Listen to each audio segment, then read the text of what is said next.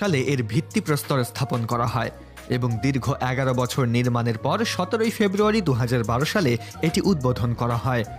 এই মন্দিরটি নির্মাণে প্রায় 100 কোটি টাকা খরচ হয়েছে এবং 1000টিরও বেশি কারিগর এটি তৈরি করতে দিন-রাত কঠোর পরিশ্রম করেছেন। প্রেম মন্দির 54 একর জায়গা জুড়ে বিস্তৃত। এই মন্দিরের উচ্চতা 125 ফুট, দৈর্ঘ্য 190 ফুট এবং প্রস্থ 128 ফুট। এই মন্দিরের চারপাশে রয়েছে সুন্দর বাগান ও ঝর্ণা, যা পরিবেশকে আরও সুন্দর করে তুলেছে। মন্দিরে প্রধানত রাধাকৃষ্ণ এবং সীতারামের মূর্তি স্থাপন করা রয়েছে। রাধাকৃষ্ণের মূর্তি প্রথম তলায় এবং সীতারামের মূর্তি দ্বিতীয় তলায় রয়েছে। মন্দিরের বাইরের দেয়ালে রাধাকৃষ্ণের বিভিন্ন লীলা সুন্দরভাবে ফুটিয়ে তোলা হয়েছে। মন্দির কমপ্লেক্সে একটি বিশাল হলও তৈরি করা হয়েছে। এখানে একসাথে